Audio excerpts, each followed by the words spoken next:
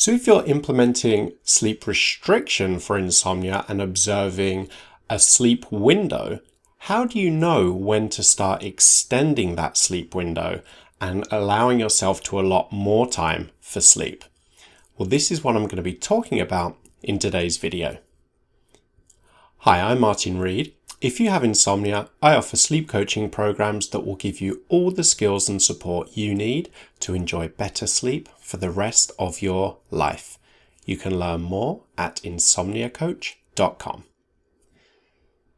Now, one of the core components of the most effective treatment for chronic insomnia, which is cognitive behavioral therapy for insomnia, cbt-i, is sleep restriction. Now, this is a terrible name because it implies that we're restricting the amount of sleep you get. But what we're actually doing is restricting the amount of time you spend in bed or the amount of time you allot for sleep to more closely match your current average nightly sleep duration.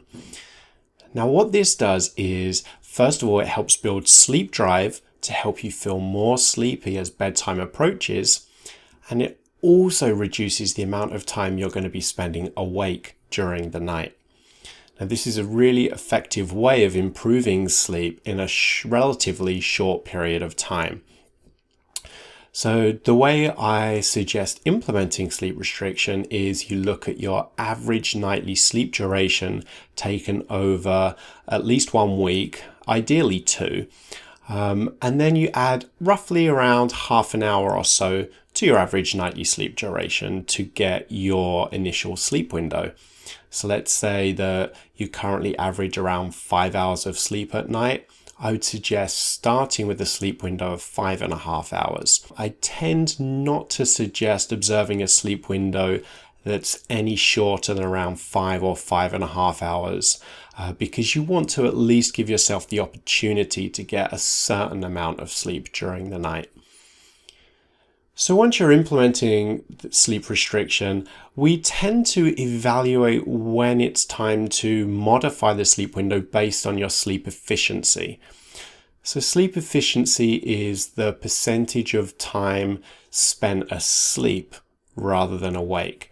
So if, for example, just to use basic math here, if, for example, you are sleeping for 5 hours at night, but you're allotting 10 hours for sleep, for example, you're going to bed at midnight, getting out of bed at 10 in the morning, then that's 5 hours of sleep, allotting 10 hours. So that will give you a sleep efficiency of 50%. Now, what I suggest doing is once your sleep efficiency reaches 85 to 90%, that's when you can look to extend the sleep window by around 15 minutes or so. And then give yourself a week or two with your new extended sleep window.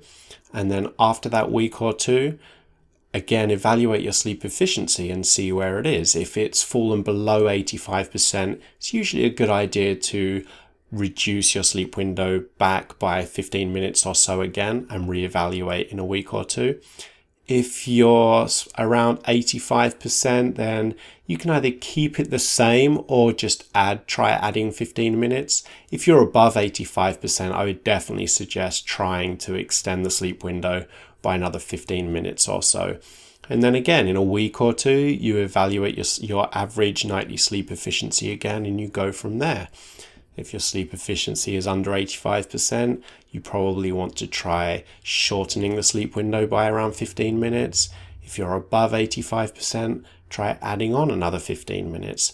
Eventually, you'll get to the point where as you extend the sleep window, you're not gaining more sleep. In other words, your sleep efficiency is no longer increasing as you extend the sleep window. And this is usually when you've found the right amount of time to be allotting for sleep for you. Now, some people don't like to keep sleep diaries, or they prefer a less analytical approach to sleep. You can still modify your sleep window if this applies to you. What you do in this case is just reflect back and think of how much sleep you're actually getting in your sleep window. If you feel that the vast majority of the time you're spending in bed or the amount of time you're allotting for sleep is filled with sleep, then you can try adding 15 minutes or so to your sleep window and give yourself a week or two and reflect back again. If you feel that you're spending quite a lot of time awake during the night, then that's usually your cue to try restricting the sleep window by around 15 minutes and then reassessing things again in a week or two. So I hope you found this short video helpful.